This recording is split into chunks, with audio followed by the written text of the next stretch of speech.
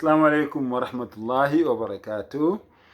إن الحمد لله أشهد أن لا إله إلا الله وحده لا شريك له وأشهد أن محمدا عبده ورسوله.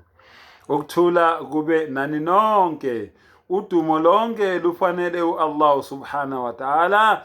Ngiyafakaza ukuthi akekho onelungelo lokukhonzwa ngaphandle kuka-Allah. U-Allah akanabalingani, akanasifaniso, akanabancedisi, akazali, akazalwanga, akadingi lutho kithi, uzimele nje. Endalweni yakhe ayikho into efana naye. Bafowethu, yekani ukungitshela ukuthi ngilahla amasiko. Ngoba uyabona la ngikhuluma ngenkolo kuphela. Hayi ngoba amasiko ngingawazi. Hayi ukuthi nalamasiko mbumbulu nina eseniwabiza ngamasiko ngingakuboni lokho noma ngingakwazi.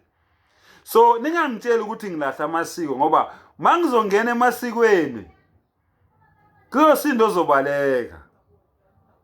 Mangizongena emasikweni ngempela kuzosindo ngapha ozobaleka. Koxubana ubendle ngempela. Khona nje enye hostela engake ngaya kuyo. Ngangikhuluma nje ngesiphandla. Angizange ngikhulume ngento eziningi. Ngangikhuluma nje ngesiphandla.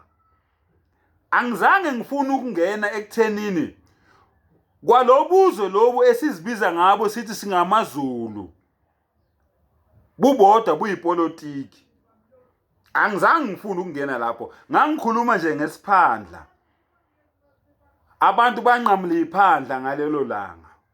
Manje please ngiyekeleni la ngikhulume ngenkolo ngoba mangizongena emasikweni ngempela kuyoxubana ubendle. Mina ngiyifundile inqolobane yesizwe. Ngiyifundile injula nokujiya kwesiZulu. Ngisifundile isiZulu sezikhuthali. Ngiyifundile incwadi ethi uMkabayi kaJama. Ngiyifundile incwadi ethi Iqhude Manikiniki. Ningangiqali-ke. Ningafuni nje ukuthi ngiye emasikweni. Ngiyanicela, hayi kabi bafowethu. Ningafuni ngingene emasikweni ngoba nizoxakeka. Njengoba nithi ngilahla amasiko nje ngokuthi ngibe yiMuslim, ngilandele inkolo yase-Afrika eningayazi nina ukuthi inkolo yase-Afrika.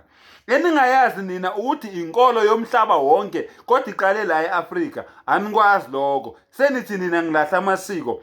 Mangingena emasikweni ngeke niyithande indaba.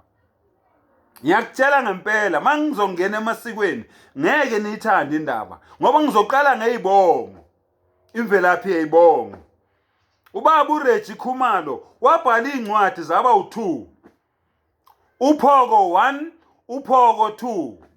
Uhambe uye ebookshop uyothenga le incwadi lezi.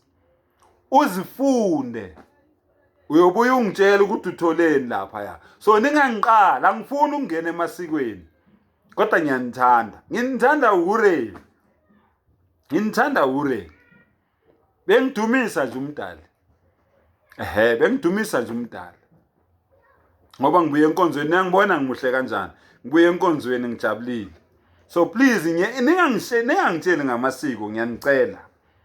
Ningangifaki lapho ngoba mangizongena lapho kuyoxakeka umuntu ngempela. Angifuni ukungena lapho. Ake ngixake laba abeyinkonzo zokuqala. Mase ngize emasikweni ngizonitshela. Ngiyabonga.